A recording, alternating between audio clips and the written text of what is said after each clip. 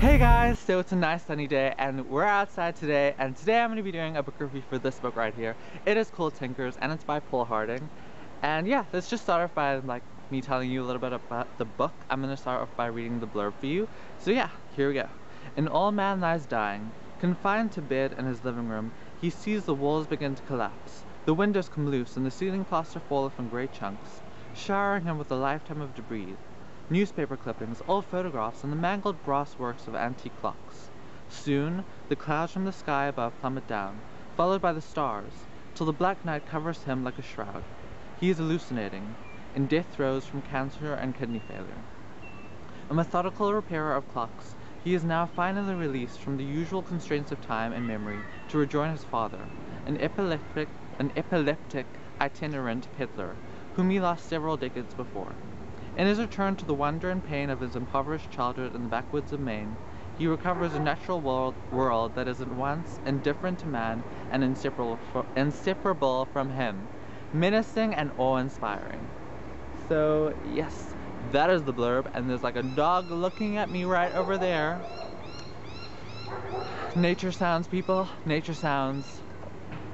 So yeah, basically the book is about George, who's the main character, who is the person that's dying. And it takes on this kind of, the plot is kind of devised where basically what's actually happening is he is dying in his living room and he's remembering things that have happened and he's hallucinating as well. So you get to see his memories and his hallucinations, but also as the book continues, you get to see from his father's perspective, Howard, who is his father's name, you get to see from his perspective, like, how his life was. So you get to see like George and like his relationship with his father and just what happened to them throughout their lives. And yeah, and so obviously because you see those two characters' perspectives, it's from different point of views and it switches up throughout the book between Howard and George. Yeah. The one thing I wanted to say about this book is if you like short stories, then you will really like this book. I felt like this was like a collection of short stories. Like, it was very, there's something about short stories, you know, that's different from novels. There's a train, not behind you, but in the background. Yeah, there's something about short stories that's very kind of, it's different from novels because I feel like it's almost everyday life, but it's like there's something really dramatic that's happening and then you get to like focus on it and focus on that person's emotions and their feelings. And there's something very similar about this book to short stories. I felt like it was like a collection of really amazing short stories. The other thing that I wanted to say is that there are also excerpts in this book from the, what is it called? It's called The Reasonable Horologist by Reverend Kenner Davenport, and a horologist is like something to do with time and clocks and stuff. So, and the sun is like on my face. Okay, but it's sunny, so that's okay. Yeah, so we just basically get to like see these two people's lives and see what happens to them, and that's basically what this book is about. The other thing that I wanted to tell you about this book is that it's the winner of the Pulitzer Prize, if you hadn't seen before. And the Pulitzer Prize is a really prestigious American award that you can win if you write about American life. So this is set in America, just in case you were wondering, and I definitely think it deserved the award that it got. Yeah.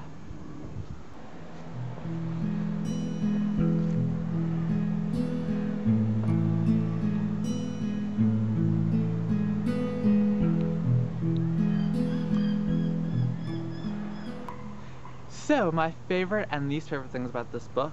My favorite thing about this book is definitely the prose and the writing and the descriptions. I mean, the prose in this book is like, it's like unrivaled. Like, I've never read prose that is this just amazing. And the descriptions of everything, the stories, just the story is just amazing. I love the way that short stories are written, and the way that this is kind of like that is just amazing. And like, I felt like I was hallucinating. Like, you know how the main character of the book, as I said in the blurb, is like hallucinating? I felt like I was hallucinating in like a good way. Like, I felt like I was just like sinking in, like, and I didn't even know it. And then when I would finish reading or would stop reading, I'd be like, whoa, like what just happened? Like, it's just like it's an experience to read this book. It's a really well written book. It's like poetry, but it's not poetry. Yeah. My least favorite thing about this book is probably the point of view things.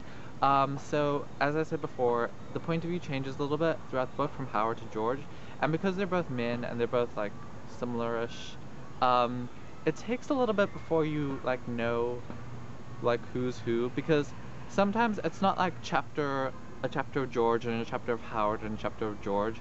It's like I don't even know how like it's separated, but sometimes like it changes and I wouldn't know. But I mean, it's still an amazing book.